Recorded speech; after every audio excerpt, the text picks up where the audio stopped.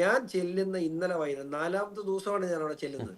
ഞാൻ ഇന്നലെ ചെല്ലുന്ന ആ നിമിഷം വരെയും ഒരാള് പോലും അവിടുത്തെ അവിടെ കൗൺസിലർമാരുണ്ട്, പ്രാദേശിക നേതാക്കളുണ്ട്, MLA ഉണ്ട്, MP ഉണ്ട്, ആരും ഒരാള് പോലും ഞാൻ ചെല്ലുന്ന സമയം വരെ അവിടെ ചെന്നില്ല. ഞാൻ ചെന്നതിന് അവർക്ക് മനസ്സിലായി ഇവരുടെ ഭീഷണി അവിടെ നടക്കാൻ പോകുന്നില്ല എന്ന് മനസ്സിലായതിനു ശേഷം ഇന്ന് നേരെ ജനപ്രതികൾ അവിടെ എത്തുന്നു, ജനപ്രതികൾ അവിടെ സെറ്റിൽമെന്റ് നടക്കുന്നു.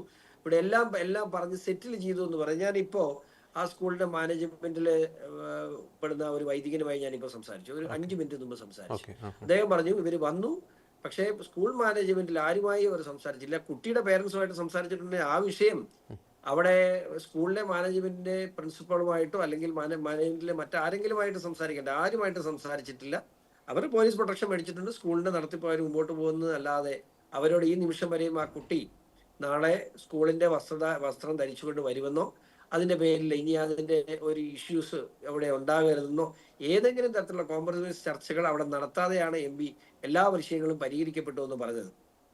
ഇതെല്ലാം പരിഹരിക്കപ്പെട്ടു എന്ന് പറഞ്ഞിട്ട് തൊട്ടുപുറകെ സംസ്ഥാന സർക്കാരിന്മേൽ വലിയ സമ്മർദ്ദം ചെലുത്തിക്കൊണ്ട് തന്നെയാണ് ഇത്തരത്തിൽ ഇന്നലെ ശിവൻകുട്ടി മന്ത്രി പറഞ്ഞെന്താണ്, ഇന്ന് ശിവൻകുട്ടി മന്ത്രി പറഞ്ഞത് 24 മണിക്കൂർ മുമ്പ് ശിവൻകുട്ടി മന്ത്രി പറഞ്ഞതും ഇപ്പൊ പറഞ്ഞതും തമ്മിൽ ആനയാണ് വ്യത്യാസമാണ്.